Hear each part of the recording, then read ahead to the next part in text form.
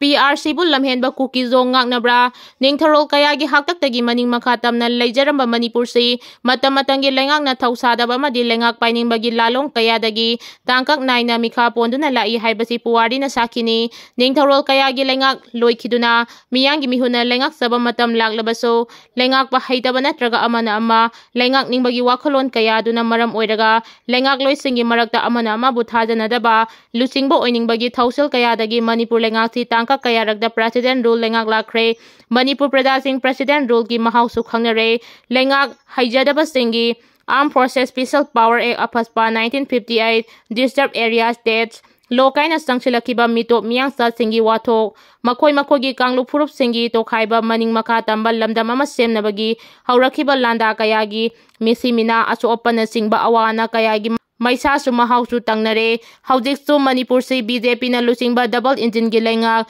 leijaramba tu su President rule lengak nam ho sinkre hana miyang gi mihuna semba miyam gi lengak leiringai desu lengak mapuna ningthi na lengak sabang ngamdabadagi Bangladesh amadi Myanmar na singbadagi lokaina sangsilakiba khulai matik chana paiba Kuki narco terrorist singna ningthi na ngak senkibadagi singi mafam kaya kokthok tuna ganja popi thariba sing adu Mapung phana mangan basungamde senaba sing faduna matik chaba dandi pi basungamde chingi reserve forest sing manghan takhaliba mioi sing su phagatuna matik chaba thabak lokhat pasungamdana laglibasti miyamna sakini mamangda miyangi lengak leiringai desu haudik President rule lengak leiringai oirabasu singdana lengak ama tamdana lengak amagi mawongda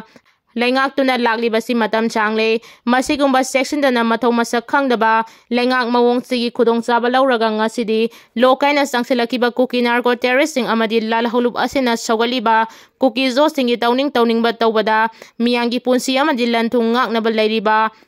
Police amadi lengak na karisu tawba ngamdana lagli miyangi mihuna semba lengak pu oirabasu President rule lengak pu oirabasu Manipura chathariba lengak mawong asidi chingdagi phom amadi nomai kaptuna tampakta landa kaya chatharabasu tampakta operation tawba lamhen tuhenba singna awangda senkhraga makharomda tanabagi lengak chathaduna lakpachi kumma sing yamchilagle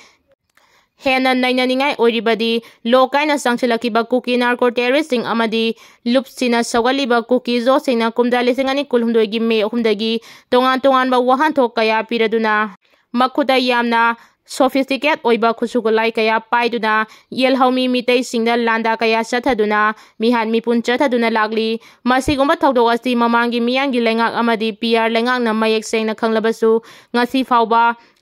Thaudok tu das January ba sing fa ba madi atai khusugulai fagat pagi pau tanade khangnade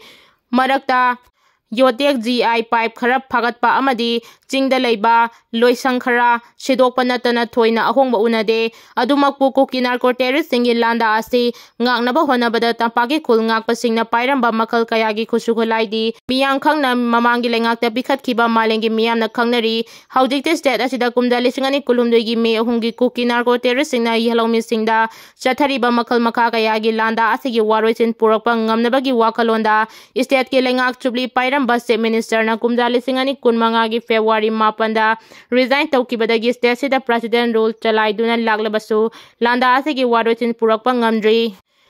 Miyamna PR laklaga khara fagada kalambadusu aremba tare PR lengakna highway hangba ngamde yelhomi mitei maning tamna satok chasin tawba yahandri madugi mahu chingi mafam chingda Kuki narco terrorist singna khutta khulai paiduna satok chasin tawbada ngak senduna leire adubu oiba tarabadi President rule lengakti Kuki zo sing ngakna bra haibagi wahang kaya lagle masimak chumlabadi PR lengak-sibu afaba lengak oiribra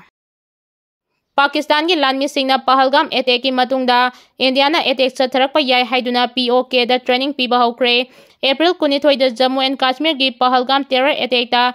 misang kuntaruk sihan kiba thodok adugi matungda India na Pakistan ki mayokta laukhalakliba khongthang sing asigi marakta lan tarokpa yai haina chingnabadagi POK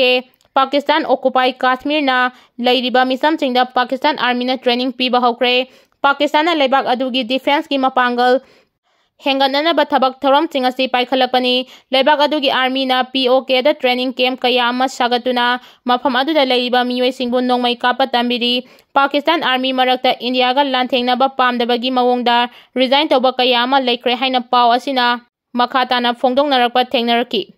Masidasु natana Pakistan Army gi maikaida makhoi resourcing adu watpagi wafamsu phongdokpa leiri. Pahalgam terror attack ki matungda India ki Prime Minister Narendra Modi na terroristing adubu matik sana sairak pigani loinana maduda chenaba pumnamak makhoina khalambagi wangmada sairak fangani leibak asigi yeknabana misamda attack tawrakpa asi India gi apunba saktamda attack tawrakpani haina lauki madugi matungda Modi na leibak asigi armed forces da makhoina paikhaningba thabak thauram pumnamak paikhatpa yabagi ayaba supiki mafam matam amasong targeta kuthaba matamda athingba leiroi haina phongdoragli. Marak asida Pakistan ki Prime Minister na atopa leibak singi mateng nibagi thabak kana chathari.